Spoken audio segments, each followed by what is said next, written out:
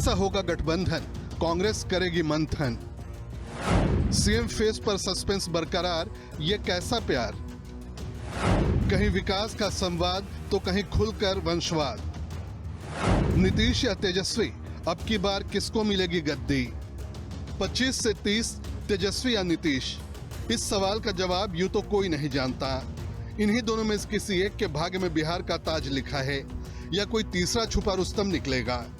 लेकिन अब तक बिहार का चुनाव दो खेमों में बटा है। एक तरफ एनडीए है जिसके सिरमौर मुख्यमंत्री नीतीश कुमार हैं, तो दूसरी तरफ इंडिया ब्लॉक है जिसके नेता विपक्ष के नेता तेजस्वी यादव हैं। जेडीयू पूरी तरह आश्वस्त है कि इस बार भी बिहार में नीतीश कुमार।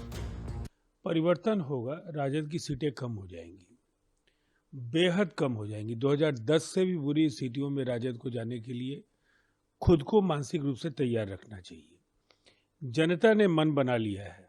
बिहार के मुख्यमंत्री नीतीश कुमार जी की अगुवाई में एनडीए एक बड़ी जीत के लक्ष्य की ओर अग्रसर है।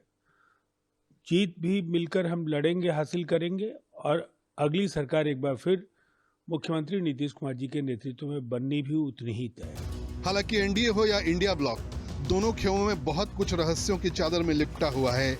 लेकिन फ्रंट पर दोनों तरफ से एक एक चेहरा दिखता है तो वो नीतीश कुमार और तेजस्वी यादव का है।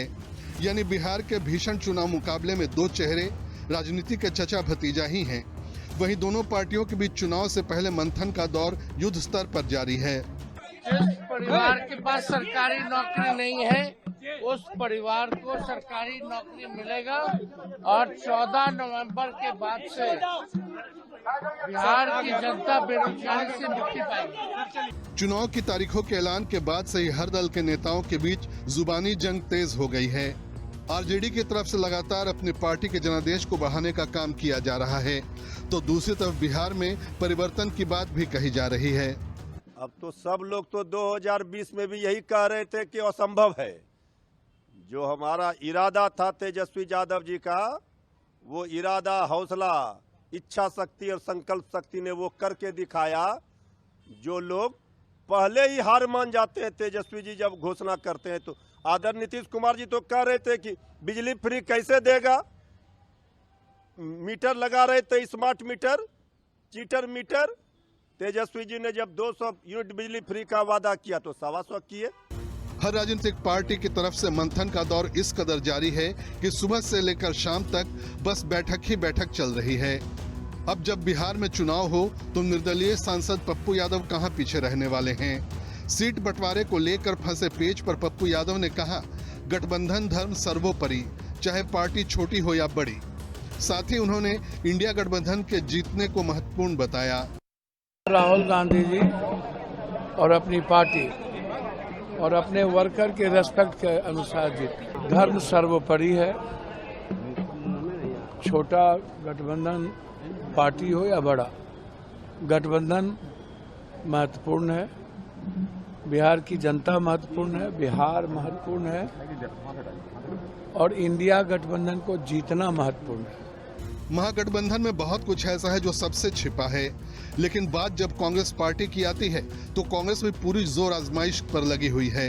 कांग्रेस सांसद राहुल गांधी ने तेजस्वी यादव के साथ मिलकर बिहार में वोट अधिकार यात्रा निकाली। इसके साथ ही वोट चोरी के मुद्दे पर एक अभियान चलाया और उसका व्यापक प्रचार भी किया गया। इसलिए माना जा रहा है कि बिहार चुनाव में कांग्रेस के लिए अभियान असरदार साबित हो सकता है। इसलिए अब हर किसी की नजरें टिकी हैं सीट शेयरिंग के फॉर्मूले पर। कोई पेच नहीं फंस रहा, मुलाकात होगी तभी ना आगे सीटों पर घोषणा होगी। तो ये जो भारतीय जनता पार्टी की उम्मीद है कि कोई पेच फंस रहा है, वो उम्मीद पे पानी फिर रहा है। सीट बंटवारा प्रायः हो चुका है, लेकिन अंतिम समय में जो टीदिंग प्रॉब्लम रहता है वो सब पार्टी में, एनडीए में भी है, इधर भी रहता है। लेकिन 1 से 2 दिन में सब घोषणा हो जाए। अब इनके विरोधाभासों की अग्नि परीक्षा तो बिहार की जनता ही लेगी। अब चुनाव की मुनादी हो चुकी है, इसलिए सवाल यही कि बिहार में का बिहार में सब ठीक बा। ब्यूरो रिपोर्ट, हिंदी खबर।